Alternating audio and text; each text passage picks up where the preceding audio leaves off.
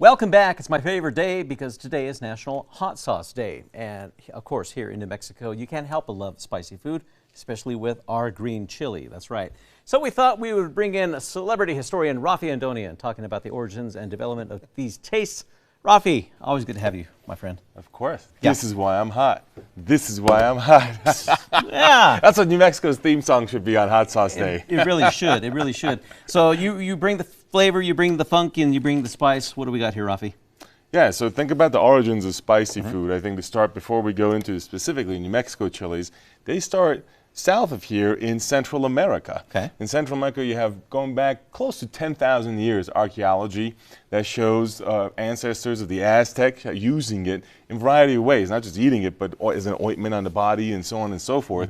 But what's interesting is that we often also think about, let's say, Thai peppers, right, across the world. Well, that also starts here. It's actually a recent development. It was in the colonial period with Columbus that from here, and when I say here in the Western Hemisphere, goes back across the Atlantic and becomes this huge hit in Asia and Africa. But it wasn't quite as big a hit in what is now New Mexico, believe it or not. It did not spread up north until later. Really? Okay. And that's when folks acquired the taste and acquired the need for it. That's right. Well, and that's what's interesting about it. So we have the New Mexico chilies in front of us, right?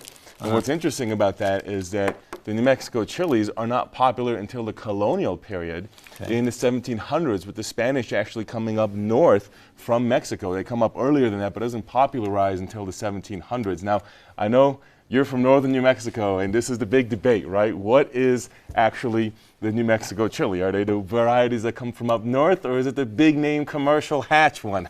No, my norteño won't let me, will forbid me from saying otherwise. So yeah, no, the Velarde Valley, Chimayo, that's where you're talking some good That's stuff. right. The Let me deep. I think that I actually agree in the sense that it has like this really deep flavor. flavor, right? It's I agree. the dirt that we would grow it in up there. My family's been growing chili for so many years. But what's interesting is that in Hatch, which is of course sort of the commercially known one, right? Yeah. It puts New Mexico really famous internationally.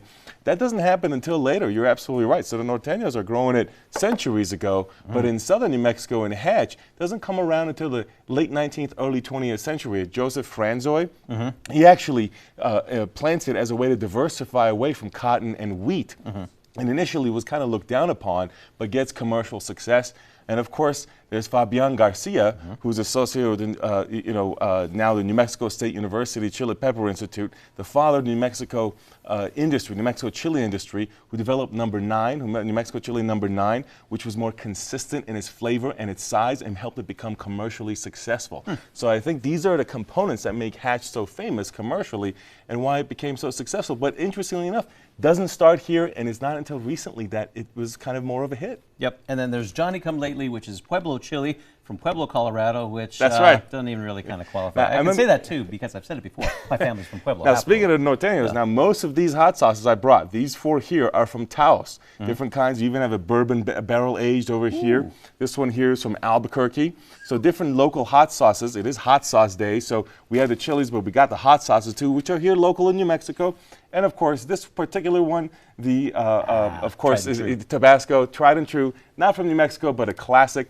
But interestingly enough, that happened also because of the push from the south to the north. During the Mexican-American War in the mid-19th century, U.S. soldiers coming back to the U.S. spread the Tabasco pepper. McIlhenny, which is the person whose name is on here, planted it, and that's how it became popular. And now you know the rest of the story. Raffi, thanks, my friend.